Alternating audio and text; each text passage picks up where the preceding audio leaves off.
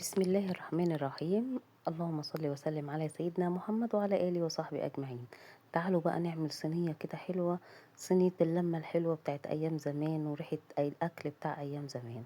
يلا معايا هنا 3 معالق من الزيت، قطعت فيهم بصلاية صغيرة خالص، يدوب بس البصلاية بتاعتي هتصفر كده شوية، وننزل معاها بمعلقة من التوم، أو لو عندك توم صحيح مفيش مشكلة افرميه وانزلي بيه. شوحي كده بقى التوم مع البصل كده ياخد ريحة كده وتشمي كده الروائح الجميلة دي. وبعديها ايه، نخلي اللون بتاع البصلة والتومة نغمقهم شوية، نخلي لونهم ذهبي كده. مقطعة بقى قرنين فلفل كده حلوين بارد، عايزة تحطي فلفل حامي مفيش مشكلة. نشوح بقى البصل مع التوم مع الفلفل. ويا ترى الصينية دي هتبقى فيها ايه؟ يا ترى الصينية دي هتبقى عاملة لنا فيها ايه يا مجنة؟ شوحنا بقى الفلفل، ننزل بقى بكام طماطمية كده، طماطميتين حلوين كده. نشوح كل ده مع بعض وشم الريحة بقى يا ستي، اخر حلاوة واخر جمال. هننزل بقى بعد كده مع التشويحة ديت، علشان عايزة اسبك الطماطم حاجة بسيطة قوي.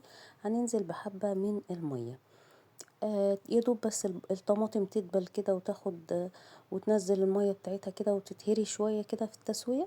ونبدأ ننزل بإيه، بمعلقة من معجون صلصة الطماطم الجاهزة. هننزل بمعلقة ونشوح كل ده مع بعضه. وبعد كده بقى ايه، نشوف الطبق بتاعنا اللي هينزل في الوصفة دي هيكون ايه. يا ترى هو ايه، يا ترى هو ايه. هو هيجيلكوا الوقت وهو بنفسه هيخش في الموضوع. شوحنا كده الطماطم مع الصلصة مع الفلفل، لازم نسيبهم مثلا بتاع ربع ساعة كده يتسبكوا. وننزل بقى بالمفاجأة بتاعتنا، طبق الفول. هو ده بقى ايه برنس الايه الوصفة بتاعتنا النهاردة. هنشوح بقى، هنقلب كده الخضار اللي احنا حاطينه ده، البصل والثوم مع الفول كده.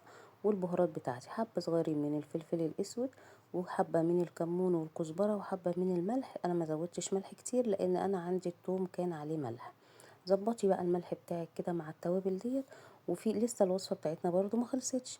هننزل بقى بمعلقة من الزيت على وش الفول كده، ونكسر 3 بيضات ونحط عليهم حبة من الفلفل. وتسويتهم ان انا بغطي النار خالص عليهم وغطيها لحد ما البيض بتاعي يستوي. ايه رأيكم بقى؟ والله صينية جميلة وحلوة وبتشبع وتأكل. ولا تقولوا لي بقى لحمة ولا نجرسكو ولا بتاع، لا هي الوصفة دي تحفة. جربوا بقى الفول بالطريقة ديت وحبة بطاطس كده وبتنجان، وايه واكلنا وكان الحمد لله فضل ونعمة من عند ربنا. يا رب تكون الوصفة عجبتكم، ما تنسونيش بالشير واللايك والاشتراك. ومع السلامة، اشوفكم في فيديو جديد. باي باي.